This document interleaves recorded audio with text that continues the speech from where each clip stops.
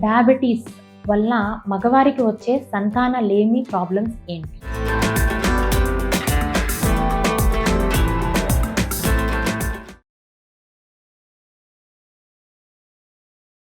Sugars కంట్రోల్‌గా లేకపోవడం వల్ల mostly మగవారికి ఎరెక్టైల్ డిస్‌ఫంక్షన్స్, అంగస్తంభనలో వచ్చే ప్రాబ్లమ్స్, ప్రిమచ్యూర్ ఎజాక్యులేషన్ అంటే తొందరగా వీర్యస్ఖలనం అయిపోవడము, అలానే కౌంట్ అండ్ మొటిలిటీ అంటే వీర్యకణాల సంఖ్య, దానిలో కదలిక మీద చాలా ఎఫెక్ట్ చూపిస్తుందండి.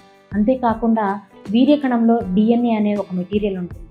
ఆ డిఎన్ఏ షుగర్స్ కంట్రోల్‌గా లేకపోవడం వల్ల ముక్కలు ముక్కలుగా అయిపోయి బేబీని ఇచ్చినా కూడా మిస్‌క్యారేజెస్ అయ్యేదానికి ఎక్కువ అవకాశం ఉంటుంది. అంటే ఫ్రీక్వెంట్‌గా అబార్షన్స్ అయ్యేదానికి ఒక రీజను హస్బెండ్‌లో షుగర్స్ ఉండి షుగర్ లెవెల్స్ కంట్రోల్‌గా లేకపోవడం. సో దీన్ని మనం ఎలాగా నివారించాలి అంటే, ప్రెగ్నెన్సీ ప్లాన్ చేసుకుంటుంటే మీరు ముందే మీ షుగర్ లెవెల్స్‌ని ఒకసారి టెస్ట్ చేసుకొని, షుగర్స్ ఏమన్నా డయాబెటీస్ అని ఏమన్నా తెలిస్తే కంపల్సరీ 3 నెలలు కంట్రోల్ ఉన్న తర్వాతనే ప్రెగ్నెన్సీని ప్లాన్ చేసుకోవడం వల్ల ఇలాంటి ప్రాబ్లమ్స్ని మనము ఎక్కువగా అరికట్టవచ్చు. అంటే diet, exercise 2 compulsory. Carbohydrate diet restrict చేసుకొని ఫ్రూట్స్, వెజిటబుల్స్, ప్రోటీన్ డైట్ ఎక్కువ తీసుకుంటూ, అలాగనే ప్రతిరోజు కనీసానికి 30-45 నిమిషాలు ఎక్సర్సైజ్ చేస్తూ, వారానికి మినిమం తక్కువలో తక్కువ 5 రోజులన్నా ఎక్సర్సైజ్ చేయాలి.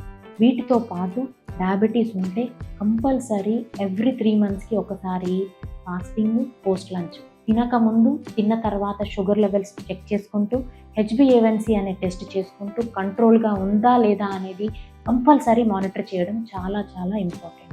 ఇన్ కేస్ కంట్రోల్‌గా లేదు అంటే కంపల్సరీ డయాబెటాలజిస్ట్‌ని కన్సల్ట్ చేసి మెడికేషన్స్‌లో ఏమైనా మార్పు చేస్తారా, జీవన శైలిలో ఇంకా ఏమైనా మార్పు చేసుకోవాలా అనేది కంపల్సరీ తీసుకోవాల్సిన జాగ్రత్త.